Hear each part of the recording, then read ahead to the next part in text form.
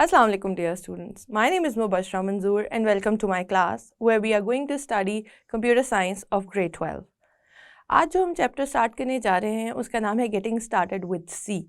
So we are going to study programming language which is C, and we will see that what are different methodologies in which we program, what is actually programming, computer program होता क्या है, और फिर इस half of the book में हम सारा का सारा कंप्यूटर प्रोग्रामिंग लैंग्वेज C को ही स्टडी करेंगे और देखेंगे. सो स्टूडेंट्स, जैसे कि हमने डिस्कस किया कि हम एक चैप्टर स्टार्ट करने जा रहे हैं जिसका नाम है गेटिंग स्टार्टेड विद C. अगर आप देखें तो इस बुक के बेसिकली दो हाफ्स हैं. फर्स्ट हाफ जो हमने पढ़ा उसके अंदर most of the topics, most of the chapters were related to databases. उसमें ये था कि स्टोरेज कैसे होती है, स्टोरेज की डिफरेंट मेथडोलॉजीज़ क्या हैं, हम डेटाबेसेस को किस तरह यूज़ करते हैं, some of the tools related to databases.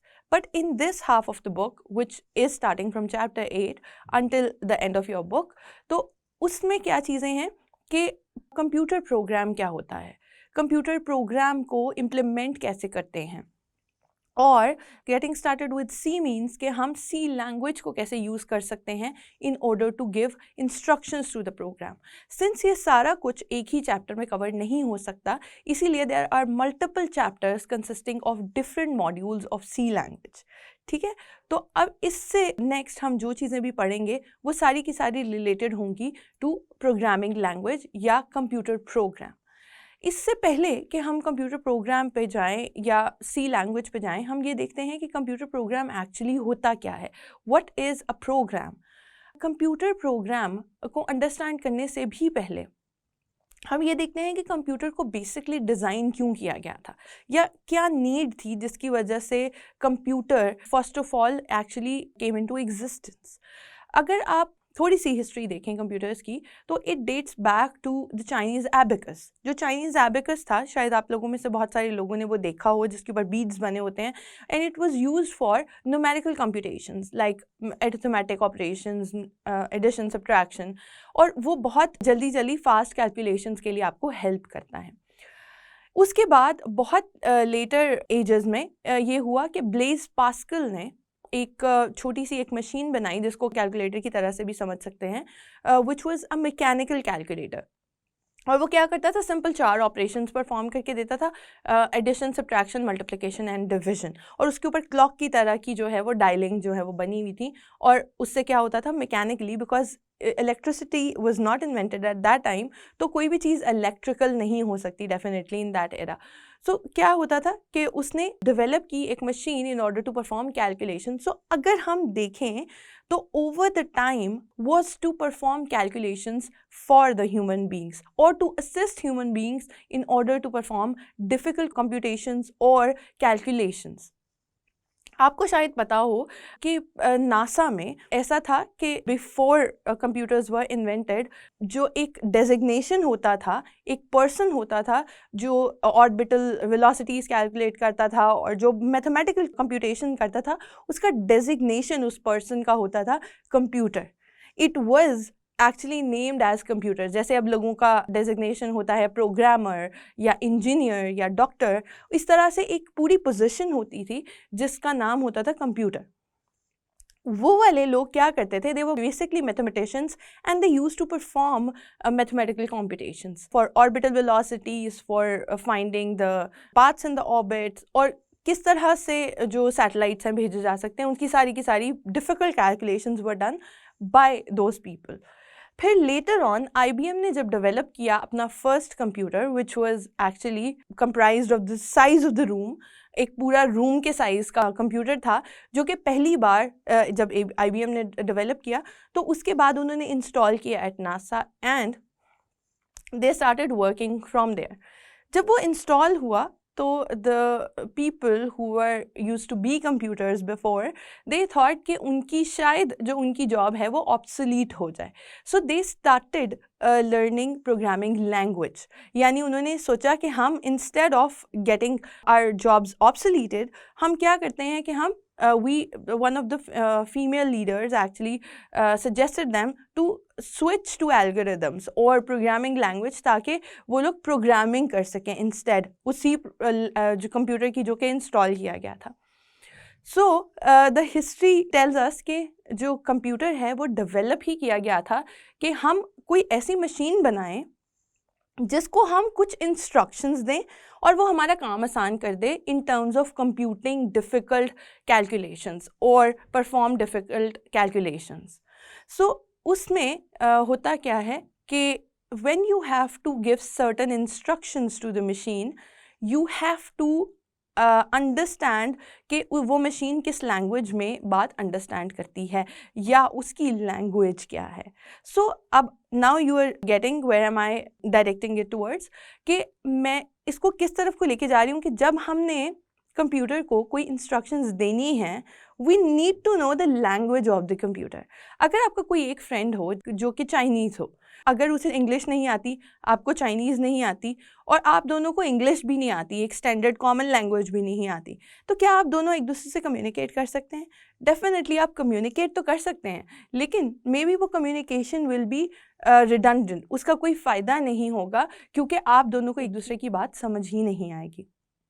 So in order to give instructions to someone or to ask someone to do the task you want them to do, you have to instruct them, you have to tell them in a defined way, in an order कि उसको one after the other क्या काम करना है actually, right? ताकि जो desired task आप चाह रहे हैं वो complete हो जाए।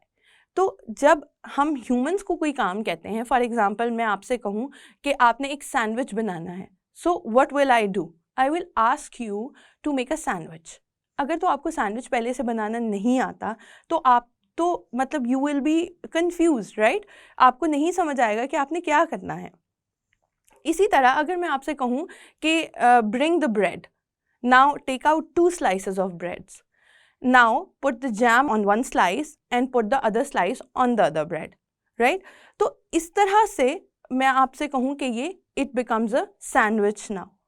तो अगर मैं आपको instructions दे रही हूँ step wise defined set of instructions और उसके बाद मैं आपको ये बता रही हूँ कि वो उनका ऑर्डर क्या है, यानी किस ऑर्डर में आपने काम करना है। एक तो इंस्ट्रक्शंस प्रॉपर हैं, दूसरा ये कि उनका ऑर्डर भी प्रॉपर है। अगर मैं आपसे पहले कहूँ कि पहले जैम लगा दें स्लाइस पे और मैंने आपको ये इंस्ट्रक्शन नहीं दी that you have to bring the slice here, which means के मे बी और may be not you will be a little confused about it. So जब हमें कंप्यूटर से या जब हमें मशीन से इंटरैक्ट करना होता है, we have to be very specific, we have to give them instructions in the language they understand. So यहाँ से कॉन्सेप्ट निकलता है कंप्यूटर प्रोग्राम का। कंप्यूटर प्रोग्राम होता क्या है, हम ये अंडरस्टैंड करते हैं। Computer program is a set of defined instruction, right? Precisely defined instructions which are given in order, तो वो क्या होता है कंप्यूटर प्रोग्राम। जब हम कंप्यूटर को कहते हैं कि ये इंस्ट्रक्शंस हैं, ये ऑर्डर ऑफ इंस्ट्रक्शंस हैं, सेट ऑफ इंस्ट्रक्शंस हैं, इसको आपने परफॉर्म करना है, तो वो complete instructions is called a program, right? Usually जब आप वो इंस्ट्रक्शंस देते हैं तो आपको उस लैंग्वेज का पता होना चाहिए जो कंप्यूटर अंडरस्टैंड करता है। So there are multiple languages. आपके टाइम में बहुत सारी ऐसी लैंग्वेजेस हैं जो ऑलरेडी इवॉल्व हो चुकी हैं, जो कि प्रोग्रामिंग ऑफ कंप्यूटर के लिए यूज़ होती हैं, जिसमें सी है, जिसमें जावा है, जिसमें HTML है, CSS है, पाइथन है, राइट? तो आपने बहुत सारी इन लैंग्वेजेस के नाम अपनी डे टू डे लाइफ में शायद सुने हुए हों, राइट?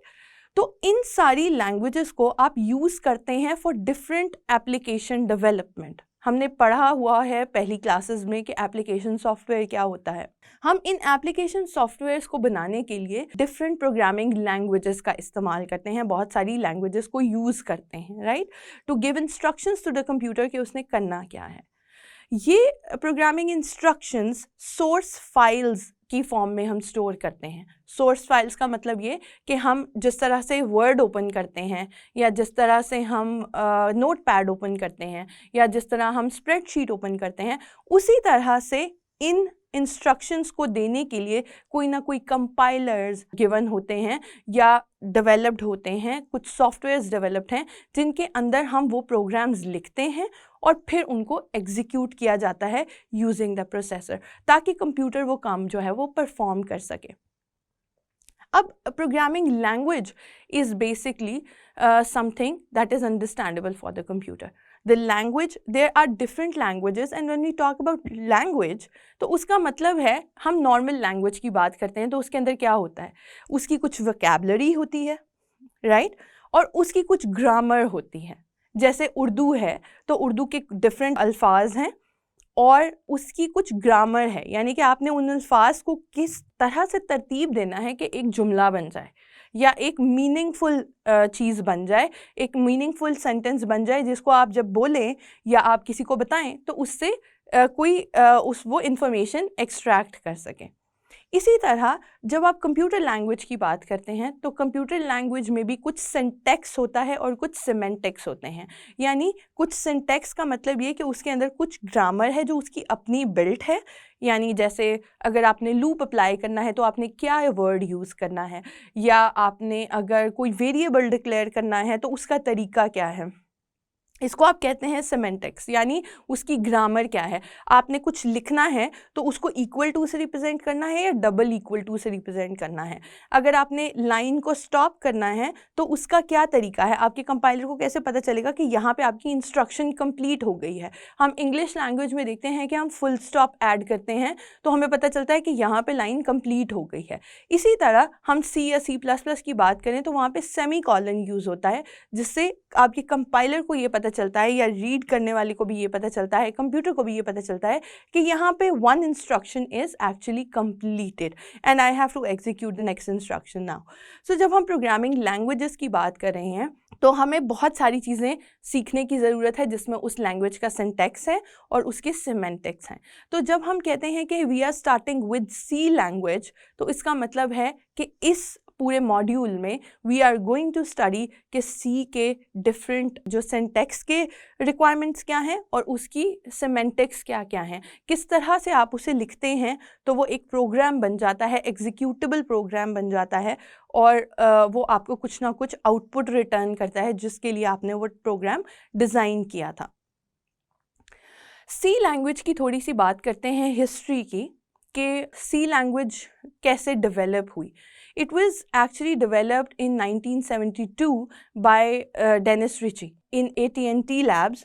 जब उसने ये लैंग्वेज डेवलप की थी तो प्रॉब्ली ही डिडंट नो कि ये इतनी पॉपुलर लैंग्वेज हो जाएगी, लेकिन इवेंचुअली क्या हुआ कि even after a long time is gone, लेकिन फिर भी सी लैंग्वेज जो है वो एप्लीकेशन पॉइंट ऑफ व्यू से भी और इंडस्ट्रियल पॉइंट ऑफ व्यू से भी सिमिलरली और अभी तक रेलिवेंट है. यानी अब तक सी और C++ is the evolved version of C, तो बेस्ड वो सी पे ही है, इसीलिए हम सी लैंग्वेज को भी अंडरस्टैंड करने की कोशिश कर रहे हैं. तो अभी तक इंडस्ट्रियल यूज़ जो है वो सी लैंग्वेज का वो अवेलेबल है. इसीलिए जो आपको इस चैप्टर में करवाने का मकसद है वो है कि हम सी लैंग्वेज के साथ प्रोग्रामिंग के कुछ फंडामेंटल्स स्टडी कर लें. फंडामेंटल्स का मतलब ये कि उसकी बुनियादें, अगर हम कोई भी एक तरह का की लैंग्वेज की बुनियादें या फंडामेंटल्स को स्टडी कर लेते हैं तो उसका मतलब है कि हम उसी तरह के कुछ रूल्स अप्लाई कर सकते हैं in order to learn other languages as well. Right, आपके लिए बहुत आसान हो जाता है अगर हम बहुत सारी लैंग्वेजेस को मिक्स करके सीखना शुरू कर दें. That will probably be a little difficult for you क्योंकि हर एक का सिंटैक्स कैन बी डिफरेंट. तो इसीलिए जब हम सीखना शुरू करते हैं प्रोग्रामिंग लैंग्वेजेस तो या प्रोग्रामिंग सीखना शुरू करते हैं तो हम किसी एक लैंग्वेज को स्पेसिफिक करते हैं और उसके सिंटैक्स और उसके सेमेंटिक्स के साथ फंडामेंटल्स को अंडरस्टैंड करना शुरू करते हैं ताकि आपको एक दफ़ा फंडामेंटल्स समझ आ जाएं तो you can apply those fundamentals और you can relate those fundamental into other languages. आप हायर लेवल लैंग्वेजेस को भी इसी तरह से सीख सकते हैं and you can even learn them on your own if you actually go through fundamentals of C once. तो जब हम कहते हैं कि सी लैंग्वेज, डेनिस रिची ने जब इसको इन्वेंट किया था तो उसने basically it was based on another language which was called B, Ken Thompson ने एक 1969 और 70 के दरमियान में एक लैंग्वेज डेवलप की थी जिसको हम कहते हैं बी के नाम से जिसको जाना जाता था. Now it is not as popular और इट इज़ ऑब्सोलीट, लेकिन जो सी है that is the improved version of B language. ठीक है. और बी लैंग्वेज जो थी वो भी ऑब्वियसली इसी तरह की कुछ फाउंडेशंस के ऊपर बिल्ड की गई थी. इनिशियली जब सी को डेवलप किया गया था तो it was used for Unix based operating systems. यानी पहली तो बात ये कि ऑपरेटिंग सिस्टम्स क्या होते हैं. जब हम कंप्यूटर लेते हैं या कंप्यूटर पे कोई काम करना शुरू करते हैं तो आप लोगों ने देखा होगा कि सबसे पहले हम क्या करते हैं, जब हम कंप्यूटर ख़रीदते हैं तो हम उसके ऊपर विंडोज़ इंस्टॉल करते हैं. ऐसे ही है ना. तो जब हम विंडोज़ इंस्टॉल करते हैं that is the operating system, right. They can be different forms of operating systems like Mac, like Unix, Linux, Windows. इसी तरह जब आपके फ़ोन्स होते हैं, फ़ोन्स के ऊपर एंड्रॉयड बेस्ड ऑपरेटिंग सिस्टम्स हैं. बेसिकली एक hardware needs a layer of software in order to execute all those application software जो उसके ऊपर हमने इंस्टॉल किए होते हैं. उनको हार्डवेयर से इंटरैक्ट करने के लिए एक मिडल लेयर चाहिए होती है या एक मिडल सॉफ्टवेयर चाहिए होता है जो कि इनेबल करता है उस हार्डवेयर को in order to understand all those tasks. तो उसको हम कहते हैं operating system. So initially C जो है वो डेवलप की गई थी for a Unix based operating system. आप इसे डिफरेंट तरह के ऑपरेटिंग सिस्टम्स के साथ अब यूज़ कर सकते हैं क्योंकि different type of compilers are already available जिनके थ्रू आप सी को एग्जीक्यूट कर सकते हैं. अच्छा, जब हम प्रोग्राम की बात करते हैं या हम कंप्यूटर प्रोग्राम की बात कर रहे हैं या हम सी प्रोग्रामिंग की बात कर रहे हैं तो उसमें 2-3 चीज़ें ऐसी हैं जिनको हमें मद्देनज़र रखना पड़ेगा. पहली बात तो ये चीज़ ये कि हमें क्या अंडरस्टैंड करना है कि उस लैंग्वेज का सिंटैक्स क्या है. दूसरा, उसकी ग्रामर या उसके सिमेंटिक्स क्या क्या हैं, किस तरह से आप उसका स्ट्रक्चर लिखते हैं तो it will be a correct structure और it will be a not correct structure, right. और अच्छा, जब हम कहते हैं कि इट इज़ नॉट करेक्ट तो क्या होगा कि जब वो एग्जीक्यूट होगा या वो कंपाइल होगा तो वो उसको एरर देगा. यानी अगर मैंने कोई चीज़ गलत लिख दी है, अगर आपने इंग्लिश के पेपर में कहीं पे कॉमा की जगह फुल स्टॉप लगा दिया है तो obviously that will be counted as an error. तो आपके जो मार्क्स हैं वो डिडक्ट होंगे. तो इस केस में क्या होगा कि वो फाइल्स एग्जीक्यूट ही नहीं हो पाएंगी, वो कंपाइल ही नहीं हो पाएंगी, बल्कि क्या होगा उसमें एरर्स आना शुरू हो जाएंगे कि कहीं पे आपने मिस्टेक की है. सो हमें सिंटैक्स अंडरस्टैंड करने की ज़रूरत है, सिमेंटिक्स अंडरस्टैंड करने की ज़रूरत है.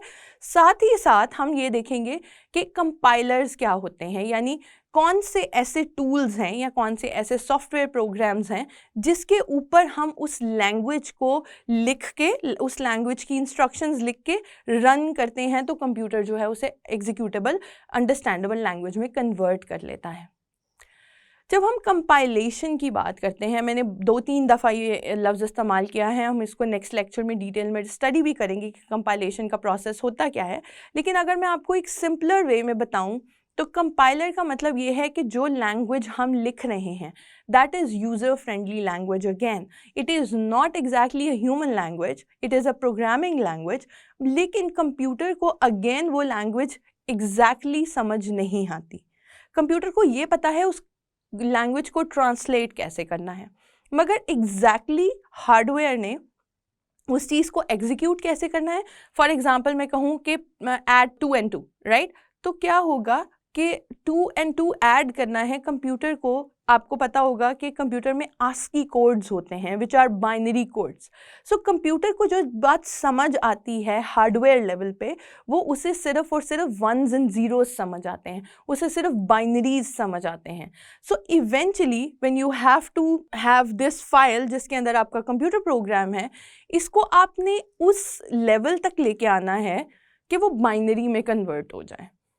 जब बाइनरी में कन्वर्ट होगा तभी कंप्यूटर को समझ आएगा कि इसके साथ करना क्या है, या मैंने एक्चुअली हार्डवेयर पे क्या चीज़ परफॉर्म करनी है, प्रोसेसर ने क्या काम करवाना है कि ये जो काम है वो कम्प्लीटली मुझे उस तरह की आउटपुट भी दे दे जिस तरह की रिक्वायर्ड है. सो इसका मतलब है कि ये पूरा का पूरा प्रोसेस है जिससे आप उस प्रोग्रामिंग लैंग्वेज को मशीन लैंग्वेज में कन्वर्ट करते हैं, right. Machine language is 1s and 0s and जो आपकी एक्चुअल प्रोग्रामिंग लैंग्वेज है वहाँ से एंड तक यानी बाइनरी लैंग्वेज तक जाने का जो प्रोसेस है उसको हम कंपाइलेशन कहते हैं। तो आप प्रोग्राम को सबसे पहले कंपाइल करके एक एग्जीक्यूटेबल फॉर्म में लेके आते हैं ताकि कंप्यूटर उसको मशीन कोड में या ऑब्जेक्ट कोड में अंडरस्टैंड कर सके।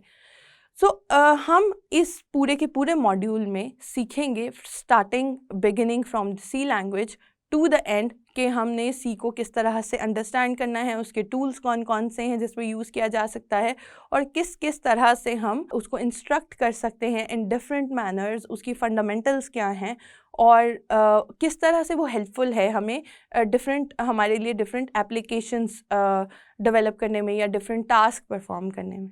सो डियर स्टूडेंट्स, जैसे कि आप लोगों ने देखा, हमने आज इस लेक्चर में स्टार्ट किया है कि कंप्यूटर प्रोग्राम क्या होता है, कंप्यूटर को इंस्ट्रक्शंस कैसे दी जाती हैं। हमने ये देखा कि जो प्रोग्रामिंग लैंग्वेज है उसका क्या मतलब होता है और उसमें सी लैंग्वेज की क्या सिग्निफिकेंस है, और हमने ये भी देखा कि सी लैंग्वेज किस तरह से इवॉल्व हुई है या हम सी लैंग्वेज क्यों पढ़ रहे हैं basically. So in next lecture we are going to study कि आप कंपाइलर का यूज़ किस तरह करते हैं in order to write program and compile them, right. So until next time,